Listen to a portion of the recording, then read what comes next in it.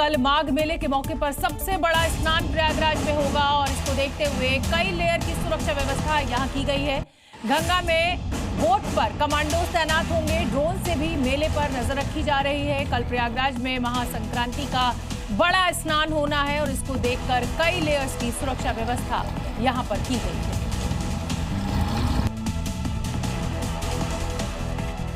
उत्तर प्रदेश के देवरिया में अवैध मजार पर नमाज पढ़ने की तस्वीरें सामने आई हैं और ये नमाज उस समय पढ़ी गई जब एक तरफ बुलडोजर कार्रवाई चल रही थी। भारी संख्या में पुलिस बल की मौजूदगी और ताबड़तोड़ ध्वस्तीकरण की कार्रवाई यहां जारी थी।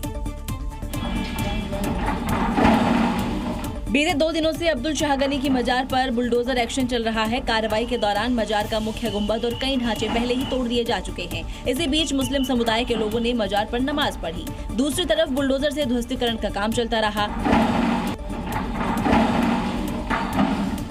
ये तस्वीरें पूरे इलाके में चर्चा का विषय बन गया क्योंकि नमाज भले ही पढ़ी जा रही थी लेकिन पीला पंजा अपनी स्पीड से आगे बढ़ता चला आ रहा था। ऐसे में ये कहना गलत नहीं होगा कि बुलडोजर पर दुआ कबूल नहीं। अब सवाल ये है कि क्या अवैध निर्माण पर कार्रवाई के बीच ऐसे नमाज पढ़ने का मकसद हालात को और संवेदनशील बनाना है या फिर मामला कुछ और है।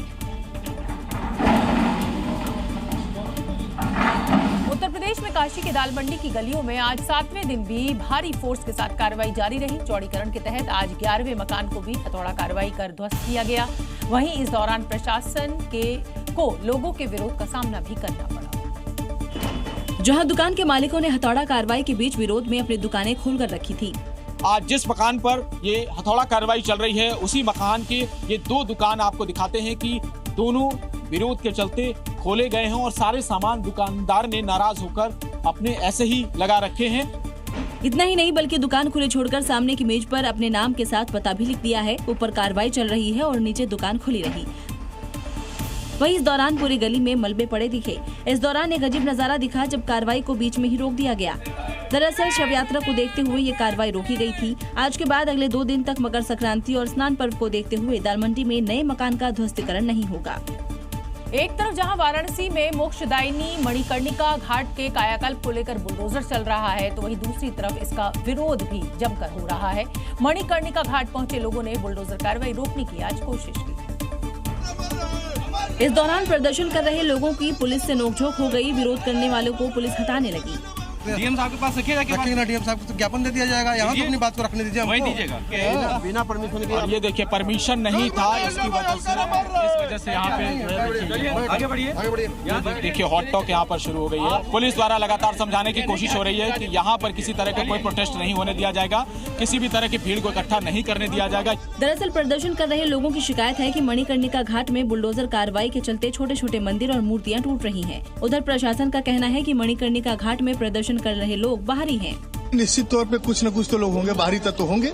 दरअसल मणिकर्णिका से सिंधिया घाट तक कॉरिडोर प्रस्तावित है, उसी के लिए यहाँ बुलडोजर चल रहा है। बिहार में भी अवैध कब्जे पर उत्तर प्रदेश की तर्ज पर बुलडोजर का सम्राट मॉडल चल रहा है। पटना के दानापुर में सरकारी जमीन पर कब्जा कर बनी दुकानों पर कार्रवाई हुई है। सालों से हुए इस अवैध कब्जे को बुलडोजर से आज जमींदोज किया गया। एक नहीं, 2 नहीं, करीब 36 अवैध दुकानों पर सम्राट का बुलडोजर गरजा है।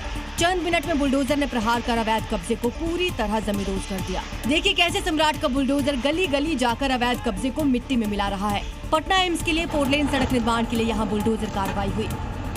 सड़क में आने वाले तकरीबन सीमेंटेड 36 दुकानों पर बुलडोजर चलाई गई है और उसे तोड़ा गया है ताकि वो रोड सड़क निर्माण हो सके। नोटिस देने के बावजूद भी जब कब्जा नहीं हटाया गया तो बुलडोजर ने पूरा हिसाब कर दिया। यहाँ बुलडोजर एक्शन का ये पहला राउंड है। इन अवैध दुकानों के बाद इलाके के अवैध मकान भी बुलडोजर के टारगेट पर है। जल्द ही यहाँ अवैध घरों पर भी बुलडोजर गरजेगा। बिहार में अब इंसान के साथ साथ घायल सड़कों पर भी उपचार होगा। जी हाँ, बिल्कुल ठीक सुना आपने, घायल सड़क। और इसके लिए सड़क एम्बुलेंस की व्यवस्था की जा रही है। कॉल करने पर यह एम्बुलेंस अपने इलाके में सड़कों की मरम्मत करेगा। इतना ही नहीं बल्कि अगर आप ऐसे गड्ढों के बारे में बताएंगे तो आपको इनामी राशि भी मिलेगी। ये दावा बिहार के मंत्री डॉक्टर दिलीप जायसवाल का है, जिन्होंने इसके लिए एक पॉलिसी लाने की भी बात कही। एक भी गड्ढा रोड पर नजर नहीं आएगा। हो सकता है कि हम एक पॉलिसी लाने वाले हैं। पूरे देश में ये पहला पॉलिसी होगा, गड्ढा बताओ 5000 रुपया पाओ। लेकिन जैसे ही उनका बयान वायरल हुआ तो उन्होंने सफाई में इसे अपना सपना बता दिया। मैंने कहा कि मैं इस बात का सपना देख रहा हूँ कि बिहार में हम इस तरह के इनाम की पॉलिसी लाएं।